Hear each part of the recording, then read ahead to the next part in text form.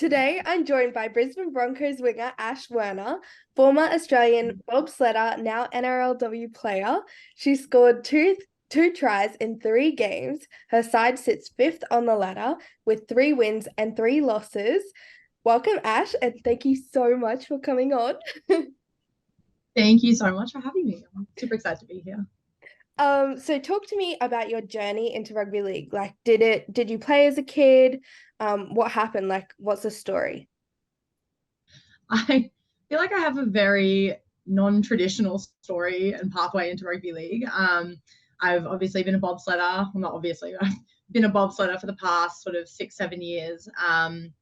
But before that, I was playing a little bit of sevens, a little bit of 15s, probably for about a year or two. And then before that, I was sort of like touch football. But I grew up really swimming and athletics, and netball and touch football were like my high school loves. So yeah, I just really love playing touch footy all my life. And then I think at like the age of 23, at a uni games, I got pulled into a sevens camp kind of thing. Yeah, like a talent ID scenario, and yeah, made the switch into sevens for a year, and then kind of got sidetracked with a winter sport for a little while. So yeah, last year I qualified for Beijing for the Winter Olympics and got COVID, which is just, it's, that's a pandemic and you can't do anything about that. But I just decided that after 7 years on the road, I need a little bit of time at home. So I took a season off, and then I'm like a very competitive, antsy, neurospicy person. So I was like, I need to do something to keep myself entertained. And someone suggested rugby league because it's been obviously booming lately with NRLW. And I'd had a couple of games in league back in 2018, and I'd really missed the footy field since. So I said, yeah, I'll go down to a training session with Tigers and see how it goes, and see if I'm any good.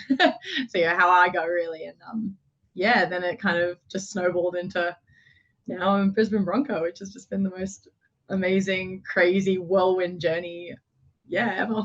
Yeah, I bet. I mean, that's such a yeah, around the road pathway to where you've ended up, but that's so cool. And like you've obviously had so much experience in different sports, which I'm sure is such a, that really helps your career as well as a professional athlete. But you were playing HNWP with the Tigers, and I'm sure that the Tigers would have been looking to lock you up, but how did that move to, Brisbane happen? Yeah, it's been crazy. And I've always said that I absolutely love my time with the Tigers. Like, the club was amazing, the team was incredible, and I loved everything I learned there. I love the people.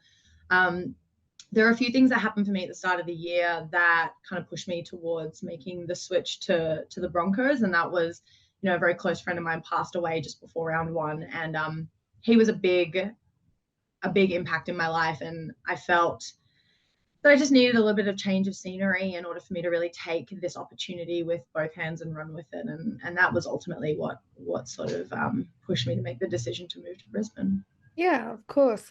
I mean, I know we caught up for coffee. Was it before the season started? Yeah, and It you was were a saying, preseason. yeah, yeah, and you were saying, that obviously Brisbane's a little bit different from where you're from, but how have you found it so far? Do you enjoy it? Do you like the weather? What's it been like?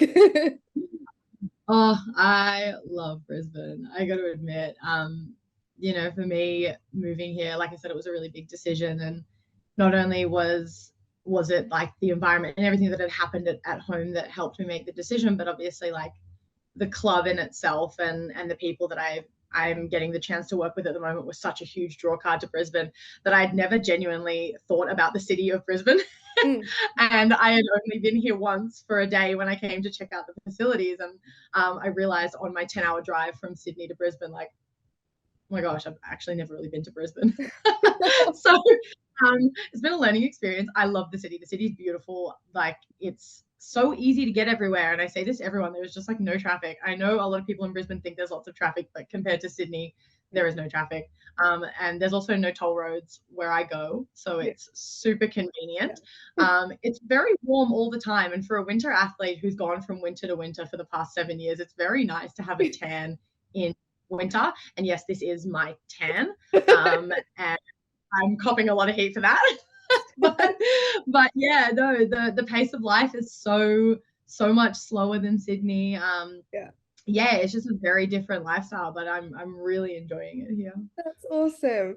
Yeah, I know that like obviously we just came back from Sydney and I want to be in Sydney. I don't want to be here. So I feel like what you always want what you don't have. Oh, yeah, you're Yeah. always chasing. The only thing is like I have a lot of really cute jumpers being like Oh in bobsled season all the time and in winter, and like I don't really get a chance to wear them. But I'm not really no. going to I'm not going to complain about that. So obviously, you've just joined with the Broncos, your first NRLW team. How has that been like? Like, what were the team's goals and also your goals coming into the season? Yeah, for me, really, just with like how, like I keep saying, how much of a whirlwind journey it's been. My goals coming into the season were really just to learn as much as I could. Um, I placed myself in a team with the most incredible players in the game and the most incredible coaching staff in the game and the most incredible club as well. And for me, I wanted to really make sure that I was making a conscious effort to take all of that in and use everything that I can and really just soak up as much of the experience and the learnings that I could. So that was my big goal. And I can safely say that I am definitely well on my way there. I am learning something new every single session, every single day. The girls are amazing. Like just the caliber of team that I'm surrounded with is just unbelievable. And obviously, like the coaching staff are a wealth of knowledge, and I've been really picking their brains every single day, even outside of training at weird times there. I'm like, hey, I was just thinking of this.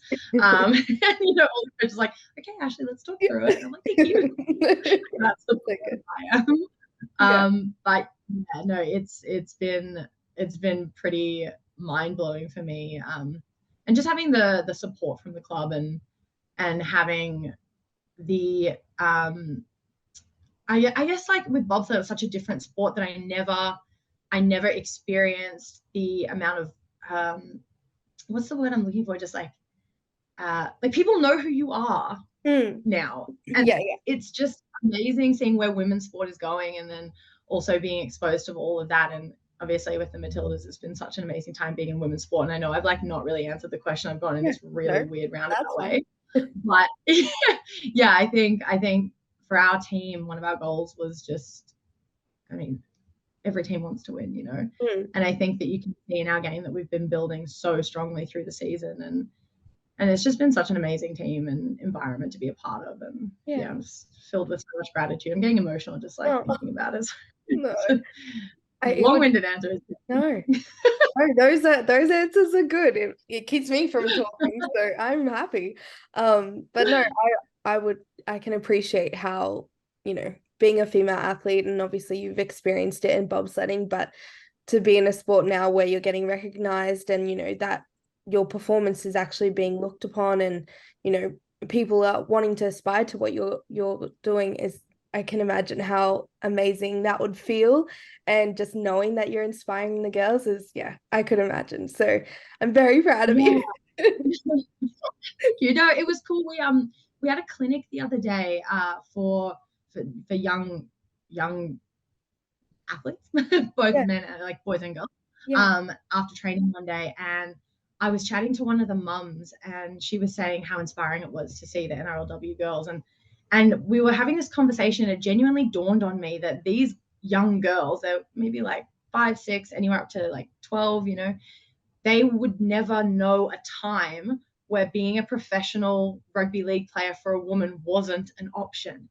And yeah. that was mind Wow. blowing for me. And it was such a moment where I just had to stop and take a minute because, when I was in school many years ago, we never even played rugby. Like it was touch football. That was it. That was the only thing that I had the option to do. And I love touch footy, but to see that there are girls growing up watching NRLW on TV saying like that is a pathway for me is just really incredible. And I just have to stop myself every time when you see young fans in the stands and both boys and girls that are just championing and cheering us on. And it's just like, wow, like this is your future and it's an actual Yeah. future. And it's just, yeah, it's really amazing to see. Yeah. No, that's awesome. And I saw that Broncos, with the young kids, girls and boys, and I just yeah, you're so right. It would be amazing for them to just never know another life that we have of not being able to see that on TV. And yeah, just we're doing it. We really are, like, well, you more than me, but like are providing that Well, space for you're bringing it to the masses, and we appreciate it so much. But well, thank yeah, you. it's no, please, you earned it. Yeah, and it's amazing seeing young girls looking up to us and being really excited. But it's also really amazing seeing young boys as well, because I think there was a time where like girl sport was girl sport and boy sport was everyone's sport. And seeing young boys come to our games and be as excited is really exciting, because they're going to be the future, the decision makers. They're obviously girls are as well, but like if everyone just grows up seeing women's sport as sport, then that's really what we're going for. Like girls sport is not just for girls to watch, it's for everyone to watch. And with the standard increasing and the now our games being televised, it's opening that up so much more. And it's the first step really into equality and equity. And I think it can't just be girls championing women's sport, it's got to be everyone. And I think that that's just really amazing to see. Yeah. Watch that become a quote on my page. Deal. Oh, I think it's what I said all along. I think I hate, and I still do it now, where I'm like, oh yeah, women's sport, but it's just sport. It shouldn't just be women's. It's not women's sport and men's sport. It's just sport. And I get caught up in that as well sometimes. I gotta catch myself. 100%. I remember before the start of the season, we were chatting and you said that I think it was like maybe your first day in the Broncos, possibly change room, I can't remember, that you were meeting all the girls and you got really excited by Ali Brigginshaw. But is there any other like teammates that you've taken a particular liking to? I mean, they're all pretty awesome humans. Like, I'm very lucky. I've always said like the team, it's not really a team, it's a family. And I think all the girls just make such an amazing inclusive environment. Everyone's so funny, they're just good people, and everyone's always down for a chat, for just for advice, for conversations. I've lent a lot on Gail Broughton. She's been amazing. She's just an amazing person to talk to about everything from performance to mindset to just life chats. She's fantastic. And I live with Mariah Denman, who's just like one of the best people. She's just one of the best humans, like in general. I have so much respect, and watch her like repost this and be like, look, I'm a good person, like I'm an amazing human. But like honestly, she is one of my favorite people. And I am like Auntie Ash to her daughter, which I love. And it's really funny. Last night she was on video call with her family, and her daughter was saying Auntie Ash Denman, and I was like, see, I'm a Denman now. Like, we're going anywhere. We're family. She's gonna get confused. Yeah, but honestly, like, everyone in the team is amazing. And yeah, I'm so honored and grateful to be a part of it. I can't even speak highly enough of all the girls. Oh, that's so good. Is there what's Scott Prince been like as a coach for you? Prince is awesome. Yeah. Our whole coaching staff is amazing, but yeah, Princey, he brings such amazing energy to every training, and he just has a way of connecting with the girls that just makes you feel like you can do anything, you can achieve anything, and he makes everything really simple to understand. And yeah, he's really a very unique coach. And I think people don't quite understand always the role and the importance that a coach can have on just like culture and mentality and ability. And I think Princey really like ticks off all the boxes in terms of what a coach should be. So I'm very thankful for him, giving me a chance to be here, and for the culture that he's created, and the staff culture that he's created, because the staff is second to none. It's just such an amazing group of people that are all working towards the same goal. And yeah, it's a pretty amazing place to be every day for training. Yeah, for sure. I could imagine that would be such a great environment to be in, especially in your first NRLW space, and to have that support. But yeah, that's so good. I mean, you made your NRLW debut against the Roosters. Obviously, that game didn't end how you would have imagined, But how were you feeling leading into the game? I was nervous as heck. Yeah. Like, yeah, it was a really incredible experience. It was also well, it was technically a home game for us, but we still had to travel for it. So my family and friends came up from Sydney, which was amazing. And yeah, I was really nervous going into the game. I just wanted to be able to perform for my team and do all the things that we'd been working towards. And yeah, I was nervous. I was nervous, excited, and just trying to really take in the whole experience, because obviously you only get your debut once. And I just really wanted to make note for myself of how far I'd come, not only in like my rugby league journey, but in my sport journey. And it was my first time taking the field as a professional athlete, and it was my first time in a Broncos uniform officially. And it was a really amazing experience walking onto that field for the first time. Yeah, it was Yeah. cool. No, that's so good. I know, like, obviously it didn't end how you wanted it to. And we don't have to, go into the ins and outs of it. But I guess I wanted to know, how did that fallout impact you after? Yeah, it's it was really tough at the time. Obviously that's not how you want to be remembered. And that's not who I am as a person. And everyone that knows me knows I would never do something like that. I'd never intentionally try to hurt anybody. So I take a lot of peace from the fact that those who know me know that. But at the end of the day, like, it's happened and you move on, and the only thing that you can do is use it to fuel you and to push you to be stronger and push you to be faster and mentally stronger, physically stronger and resilient.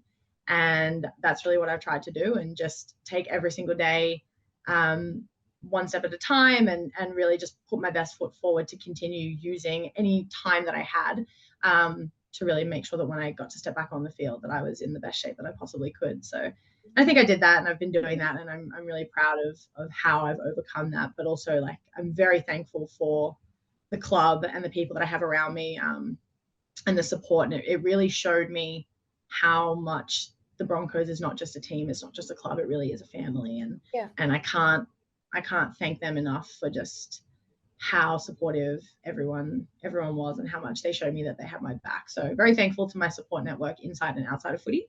Mhm. And yeah, just still working every single day. Nothing has changed in terms of still working every day to put my best foot on the field. And yeah, just using it to fuel me. Yeah, that's so good. I think obviously speaking mentally, like you said, it was tough, and having that support network is, such a good thing to have.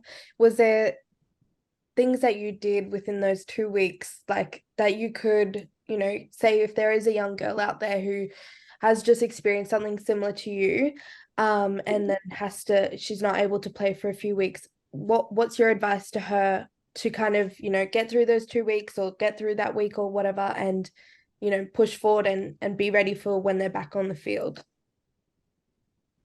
Yeah, I definitely think there are a few things that I did that really helped me. The first was that I was very open with how I was feeling, both with my friends and family outside of footy, and my team and management staff inside of footy. Everyone was really, really amazing, and checked in on how I was doing. And a lot of what I said was, yeah, I'm doing all right, or having a bit of a tough day. Can I come in and do some extras? Mm. And it was my way of sort of like reconnecting and making sure that I kept focused, and kept using the time that I had to make sure that when I was ready, I got back on the field. But also just a lot of self-compassion. I switched my phone off for a while. I went away for a weekend and just like went somewhere that I had no phone reception, so that I could recenter and just ground myself a little bit more.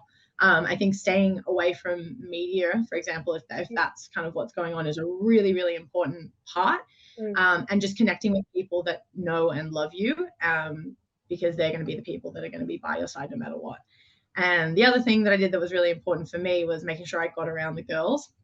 They had a game at the Gabba, and I was there and screaming and cheering them on because I was just obviously so excited to still watch them take the field. And then when they were in Townsville, I was watching at home, with my family, and I was watching with my little niece, niece, and she's only 1 year, or she's only one, and I was like pointing out and telling her how to play rugby league. So just being able to still stay involved is so important. And I think sometimes it might seem counterintuitive because you want to just like take a step back and be sad, and that's okay, but it's really important to stay connected and stay with the team, and just know that you are valued and that you are in the team for a reason, and that it's not about what happens to you, it's about what you do next.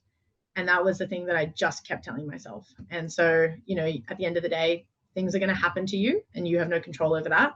But what you do have control over is how you handle them and what your next steps are.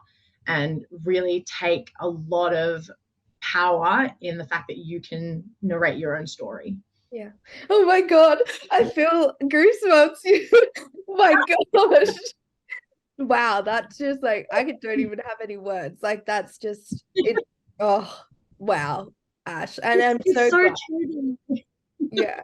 Like even through bobsled, like, you know, when I was sitting in my hotel room with COVID in Switzerland, and I knew when I tested positive that was like the end of my Olympic journey, and it was 4 years after I'd missed out on the Olympics the first time.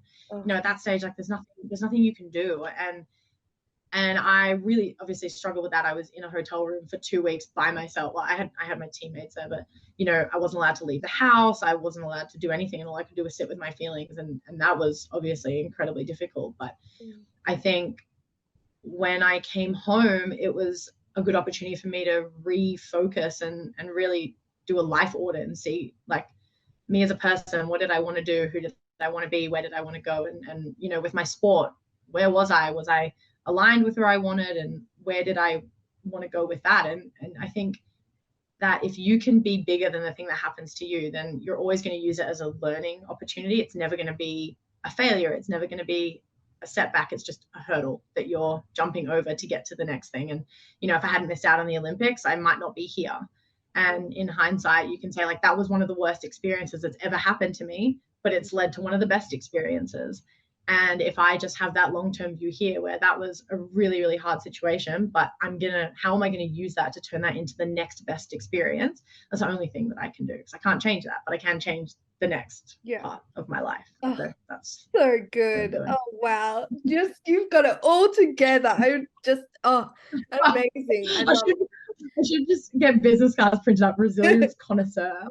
Inspirational speaker. We'll get you through anything. Yeah. Oh, talk to me about life. I got you. I got you, boo. So good, Ash. I love that. I love hearing that. It just, yeah, just amazing that you've been able to, you know, overcome those hurdles and also look forward. And I guess you were getting ready for your first game back, I guess. And how was that preparation like? What do you have any like specific game day rituals? Do you have anything that you do that's weird, or is it kind of just like normal? I think everything that I do is weird, but that's okay. Yeah. So I was nervous leading into the game. It was essentially like another round one for me. Yeah. So yeah, prepping in was an exciting week for me, because just knowing that I was going to be playing that weekend, obviously, was just like getting me going. My dad flew in from Sydney to be there to watch the game, which was really special for me. And I got him in a Broncos shirt, which is also really special because he's a diehard Rabbitohs supporter, and it's been a long-term goal to get him in another team's colours, mostly if I'm playing. And so to see him in a Broncos shirt, I was like, oh my God. I didn't even recognize him at first, except for the South hat that he was wearing. So, you can point him out in the crowd. But yeah, for me, leading into a game, I am that person. I've got my headphones on. I'm always juggling. I take juggling balls with me, because it just, like, I'm a fiddler. You can't see me because my hands are here, but I'm always doing something. And so I really like juggling because it helps with hand-eye coordination. It helps with just getting my hands and my brain reactive. I used to do it in bobsled as well, because as a driver, you need that kind of hand-eye coordination and fast twitch reaction speed. And then I've just got my playlist going, my happy songs. I'm just kind of like jamming. Oh, so good. If this goes, this goes in, people are going to be having all my dance moves, but you know what? Like I said, it is weird, but I'm just, I'll jam, I'll talk to some friends, I'll talk to my partner, I'll talk to my parents, and just try to keep as relaxed as possible on the day. I like reading, so I do a lot of reading, a lot of stretching, and then once it's onwards to the game, it's juggling and music, and just enjoying time with the girls. Yeah, cool. That, I mean, I don't think that's weird. I think that that's something that's just unique to you and it works, so that's great. What's I it? like the juggling as well, Yeah, I don't know if I could do that. But you do you. What's it like playing outside melee? Is it like, obviously she's amazing, so is it easy to just sit back and watch sometimes? Honestly, I think playing outside anyone on our team is pretty amazing to just sit back and watch.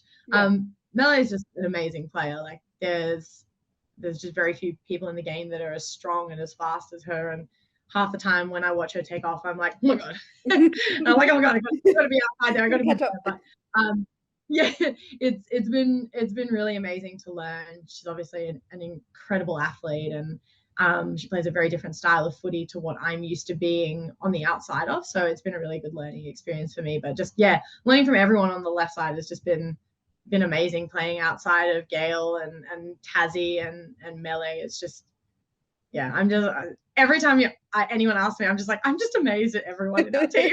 I can't believe that I get to walk into a change room every day and say hi to all of these people. Like I'm learning from you, and you are the best. It's just I'm just in awe of it every day. No, that's like, they are all amazing. I mean, I'm a Broncos fan, so I guess I can just be like, oh my god, they're so cool. But yeah, I could imagine even being beside them and learning off them, especially, your first NRLW season would be such an experience to have that right next to you and learn off them. So I mean, that's so good. Your HIA, oh no. Funny story. Like, so when I first signed, I was a massive, and still am, Julia Robinson fan. Just her style of play, obviously playing wing, I was like, oh my god, she is the goat. I need to learn. And I walked in on day one, and our lockers are next to each other, and I was like, oh my god, this is the best thing ever. And so I was like, oh, I'm just gonna ask her every day. I'm just gonna ask her questions every day. So it still gets me. Oh, I would, I'd be the same. You did have a HIA that you failed in round 5, so you missed round 6. So what's the HIA process that you have to go through? So basically on the day, you've got to wait for 15 minutes. That's mandatory. And then you have to do your baseline concussion test again. And if you fail that, then you're not allowed to retake the field. And then from then you have to wait till you stop having any symptoms. And then you have to start kind of like, I'm just going to say 5-stage, I think it's 5 stages, back to play. And provided that you don't have any symptoms throughout all of those different, like, you start on the bike, and then you start doing a bit of running, and then you're back into some skills, and then you have to reset your baseline test. And then if you're all good to go, then you're allowed back into contact and back on the field. So all good. Interesting. I think I spoke to some players, like, but at the start of the season, do you have to do some sort of like testing, and then it's kind of like recorded, and then if you do that and you fail it, you fail, right? But you kind of have to remember all those answers. Is that right? No, so it's it depends which you do. So there's a couple of different testing that they use. So like when you do at the start of season, you do like what's called a cognogram test. So that's like I don't know how to explain it. It's like you get a bunch of cards and you have to answer questions, and you have to like press yes or no based on certain questions to do with like a deck of cards.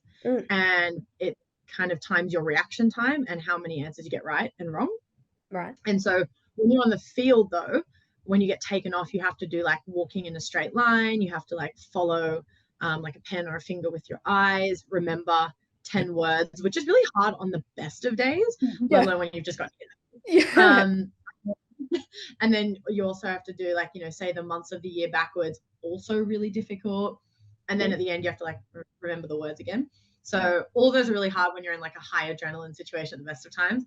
But then when you get cleared to play, you have to do the cognogram again, so the card testing. And then if that tests within a certain, I guess, percentile of what it was before, then you're good to return. And if it's still lagging, then you have to stay on whatever level you are. Right. Okay. Interesting. High tech. Yeah, that's like a lot. And I would be failing every time, regardless of even if I was fine. I'd be like, I cannot say the months backwards, let alone Honestly, normal. Like, honestly, I'm not great at it the best of times. Like my baseline testing is probably not awesome, not awesome. But I remember like when I retested, when yeah. I had to like say my words, like a couple of days later, I had to say my words. I was also saying the words from the weekend. So I was like, look at me, I got like 20 words here. Look at me go. Oh no. Doing it. Oh gosh. And how's Ali's nose? Because that was a shocker. I That gotta was say, it looks worse than mine did. It definitely looks way worse than mine did. geez. But yeah, no, I mean, she's a champ. Ali's just an absolute champ, Yeah. and she's taken it like a champ. She rocks up to training like a champ. Like everything that she does is just like elite level. It's got some good color on it. It's got some good swelling on it. Looking great, but you know she's in the best form, so Yeah. she's not letting it get to her, which is just I just love it. It's amazing. That's so good. So now we go into the little segment at the end, which is five deep and five fast. So five deep, just get into it, you know, speak from the heart basically. And then the five fast, just off the top of your head, you've literally got 5 seconds. You can go obviously in depth about it if you want to, but it's just quick answers. This is me we're talking about. It's hard for me not to go in depth. That's why I Let, said it, Ash. That's why I said it. So okay, I'm ready. So, first question, what does it mean to be an NRLW player?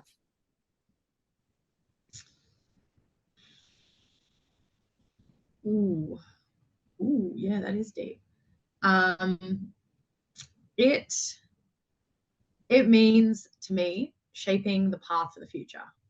Um, I think, like I said before, it's an amazing opportunity, and I'm very grateful to be in women's sport at the moment with so much hype around everything that's been going on with the Matildas, and just seeing the younger generation come through the way they have, and the excitement from young girls and young boys, and seeing people come to our training sessions and like reading messages that I get on Instagram is just really an amazing. I honestly I can't even put it into words because to me I'm just doing my life, you know, like to me I'm going to training and I'm trying to perform and I'm competing, and that's just what I do. And to know that there are young girls that are watching saying like I want to be like that, it blows my mind. It genuinely blows my mind, and I'm so grateful. You know, there are some girls that came to the Eels game, and they made a sign that said "Have no fear, Ash is here." And like I was a mess after that game. Like it was such an emotional game for me with my dad there in the first game back, and to see that I was just bawling my eyes out. And you know, they made me another sign that has my Broncos number on it, and you know, things like that is just it's almost more amazing for me because I'm just doing the thing, and it's really cool to know that those girls are going to be taking my place, you know, in 100 years finally when I do retire, and no sooner than 100 years time. But I think to be paving a pathway for future generations to look up and say like that's what I want to do, that is just amazing. If I could go and tell little Ash, you know, 20 years ago, 25 years ago, how old am I, that there is going to be a time where you're going to be a professional athlete, and being an athlete is actually an opportunity for you. Like it makes me really emotional to think about that. And then the fact that I get to be that for young girls now is pretty amazing. And I want to be involved in this for as long as I can, even after my time being on the footy field. Like I would love to continue my involvement in this, just to keep seeing young girls come to our training session and get to pass a ball with them and seeing like the light in their eyes. It's just, yeah, it's amazing. Yeah. Well, I mean, you slightly touched on my second question, which was going to which was going to be about that poster that those fans made. Because even when I saw it in the video, I was like, oh my God, I could just imagine how, I bet I hardly do know you like personally, but I could just imagine how that would have felt. I'm an emotional person as well. If I had to go through what you went through, I would have been like literally bawling my eyes out on the field, wailing, like saying, thank you so much. Like, this means everything. So, I mean, yeah, how it felt, but you can keep going if you want. I will keep going. Yeah. my dad asked to take a photo. My dad was like, do you mind if I take a photo because that's my daughter? And like they were like, "Whoa!" And then I was like hearing that, my dad has always been, both my parents have been incredibly supportive of my athletic career because I've just changed sports and like left the country and been away for so long, but like they've always both encouraged me to follow my dreams and be the best that I can be. And my parents have never. Oh, hey, Storch. No. I'm doing an interview. Hi, Mariah. Hey. I was talking about you. I was saying that you're one of the best people. Oh, thanks. Yeah, no, my parents have always just been the most supportive people throughout all of my athletic endeavors. And my dad just loves footy as well. So he comes to every footy. He would come to every training session if I told him it was okay. Like I had to put a stop to that. But he was always at all my touch footy trainings, my games, everything. Yeah. And so, after I came off the field, I'd scored a try. We'd won. It was my first game back. And seeing like him standing there in a Broncos shirt, and then like he just had this look on his face where he was trying not to cry. And as soon as I saw him, I was just like, oh. And then the girls were like right next to him, and I was like, oh. Yeah. And then every time I like thought I had like I'd regain myself, I'd look at someone and I'd just start crying. It was just like a crazy moment. And my dad got to come into the change room, and like our lockers have like pictures of us and our name. And then my dad was like, "Can you take a photo of me in front of your locker?" And then I was like crying again, and it was just so I just can't even remember last time I cried so much. It was amazing. But, yeah, same thing. It's pretty cool seeing girls like that and knowing that they're coming up the ranks and one of them even said to me like, I get to choose my jersey number for touch football, and I chose 58 because that's your Bronco number. And I was like, oh. And it's just like you can't even put it into words what that means. It's just crazy because just by doing your life, you're putting a smile on someone else's face. It's just I just cry all the time, just tears all the time. I'm the same as you, so don't worry. I mean, Mariah did come out in at a good time, because my next question was, how would your teammates describe you? So, I mean, she can, if she wants to come on and say something, but you can also answer for yourself. Hey, Storch. How would you describe me? Quirky. See? Cool. I'll take that. That would be quirky. Quirky. Yeah. I mean, what she meant was hardworking. Yeah. And dedicated. Yeah. And cooks me amazing dinners. Yeah. I cooked a really nice pasta the other night, but she doesn't like Parmesan cheese. Who doesn't like Parmesan cheese? What? I know. What? Yes. See? That's actually cheese. Like it would have been better with cheddar. And I was like, the smell of it. She doesn't like the smell of Parmesan cheese. No, I can actually say that smell is. Coriander. Yeah. Yeah, but that one's normal, and the coriander and Parmesan are not the same. Yeah, but some people love coriander. I like coriander. Yeah, see? Some of the same people like Parmesan. Yes, I do like Parmesan. Okay, you know what? We'll continue this later. So a little quirky apparently. But I hope also hardworking, determined. I know that I am a bit of an overthinker. I'm always analyzing, always thinking. But I like to think that that's just part of my quirk and my dedication. Yeah. No, that's great. But we'll take quirky. I mean, I'm okay with that. It's fine. Okay, so the next question is, do you wish that you were a teenager coming through the NRLW now, or are you content with your career?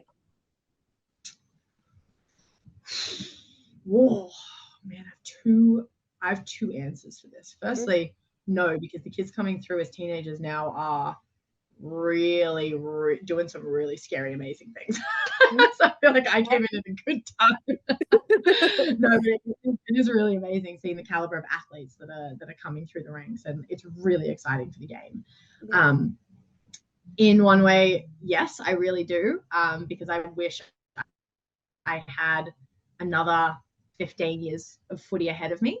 And I think the game's obviously only going to get bigger, and the opportunities are going to get bigger and more expansive, and that's going to be really amazing to see. So in one instance, yeah, I'm a little sad that I'm getting towards the end again in like years and years and years time. I'm in my prime right now. But in another sense, no, because I am the athlete that I am today because of what I've done and what I've gone through. And bobsled made me physically a very different athlete to what I was before that. I'm a lot stronger and a lot faster now, and I'm also a lot more mentally tough than I was 7 years ago before I came into the sport, or before I was in the sport. And so as a result of that, I think going through the past 10 years of my athletic career has put me in the position I am in now to be an NRLW player. So double-edged sword. I wish I had all the time in the world, but I'm also very thankful for the experiences I've had that have put me where I am now. Yeah.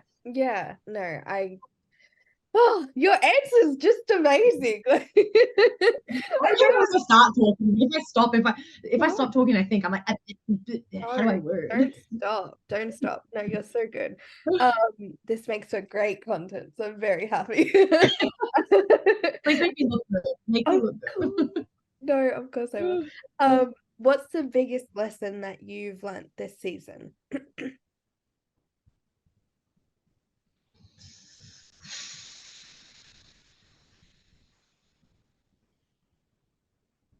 Lordy Lord. Ooh, I have learned a lot this season. I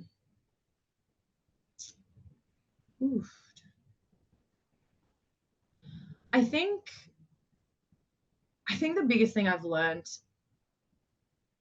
has been what I said to you a little bit earlier, which is it's not what happens to you that's important, it's what you do next. And I think because it relates to so many different things, no game is ever going to be perfect. And I think how you respond to making mistakes on the field defines the type of athlete that you are and that you want to be. And so your ability to mentally recover and move on and do the next job is one of the most important things.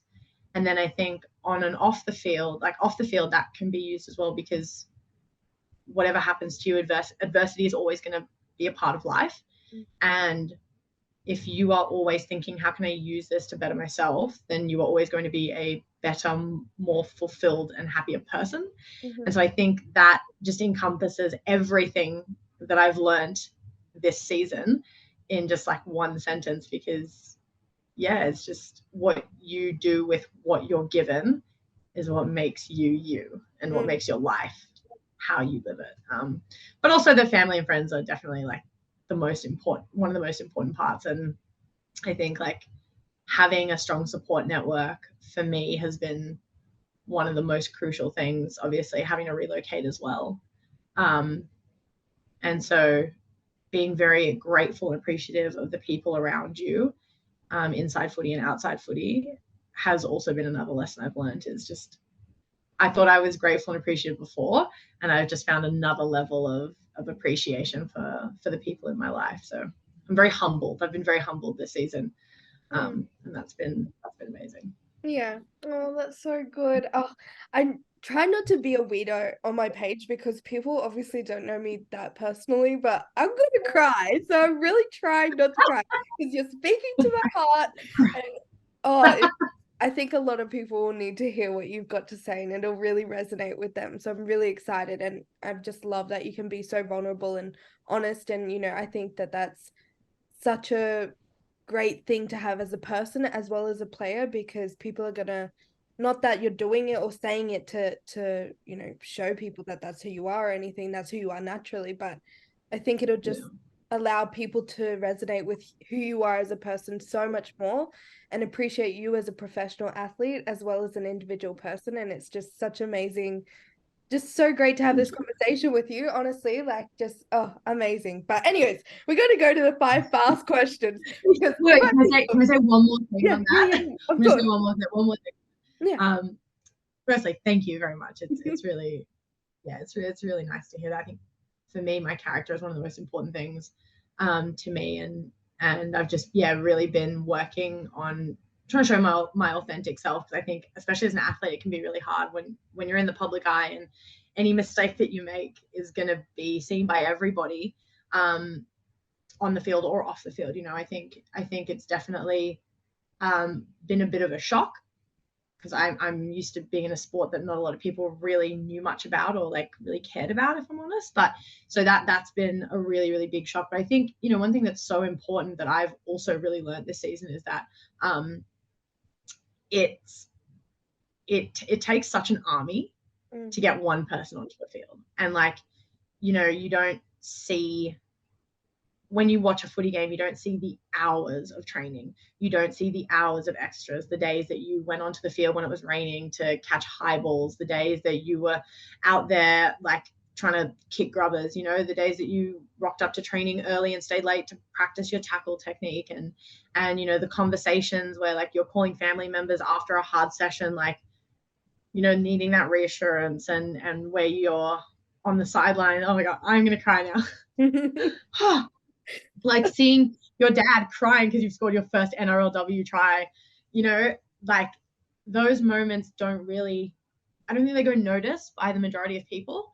And I think I've just learnt how much humanity that there is in the game. And I think I've seen so much the support from like, specifically the Broncos, the club, and the fans, and we wouldn't be on the field without our family, our friends, the supporters, the club, everyone watching at home. And I think that is just such a moment. After I scored my first try, I was celebrating with the girls, and then I was kind of like taking a second to look around and see that there were thousands of people there that were watching, and they were watching us, and like it was because of them that I was able to be on the field and score a try. And like that was just a really emotional time and moment. And so I think, like, don't ever underestimate the impact that every single person that sends a message or that waves, or the family and friends that are taking the phone calls, like never underestimate the impact that has on an athlete's life, because like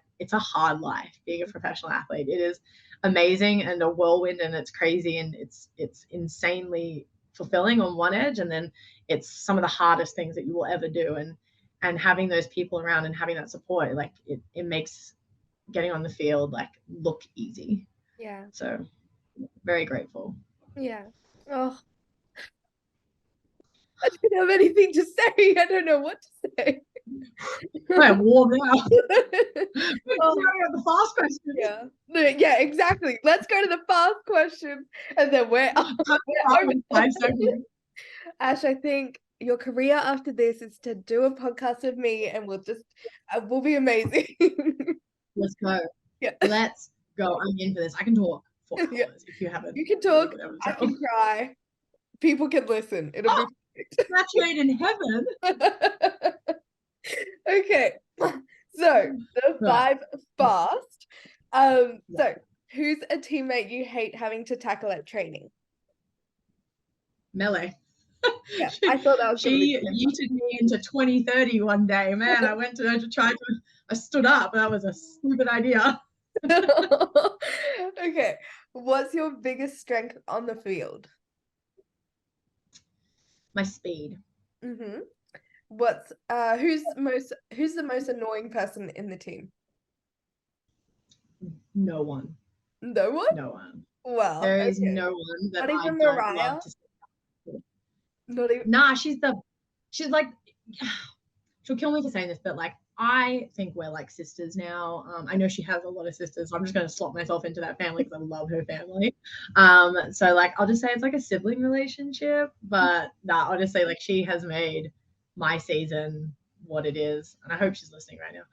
And like crying behind her door, but yeah, she's been a big part of making this season amazing, because like we just have such fun times living together and not cooking with parmesan cheese anymore. I would also like to make a really quick amendment to my first answer. Melee is very hard to tackle at training, but also Vinny, Lavinia Gould, is an absolute pit bull. And she is one of the hardest people I've ever had to tackle. So I have big props to her as well, both of them. If I'm in tackle with them, I'm like, well, it's a learning experience. No, I could imagine that would be stressful. I would feel stressed as well. And the last fast question, who is the coach's favorite?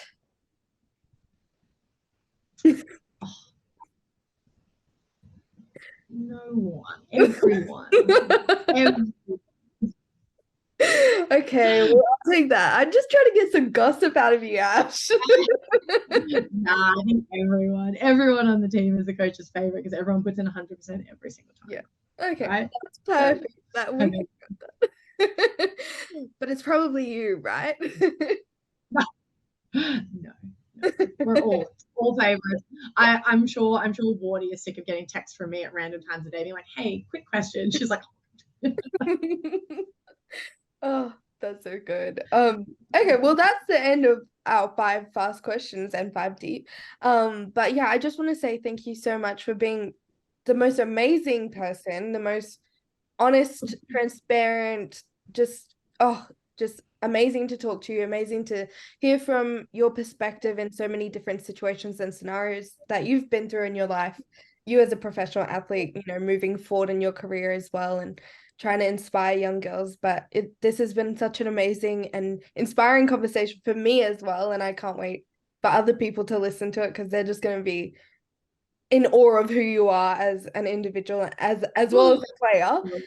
But yeah, no, thank you so much for having this time with me. So yeah. Thank you, and thank you for giving me the opportunity. I think I used to always think that being an athlete was just like never admitting any problems you were having, and never sort of talking about like being stressed or upset or anything like that. And I think I've just realized that that doesn't make whole people. Like, what makes you a good athlete is not, and I used to say this in bobsled a lot, and I've taken this into footy.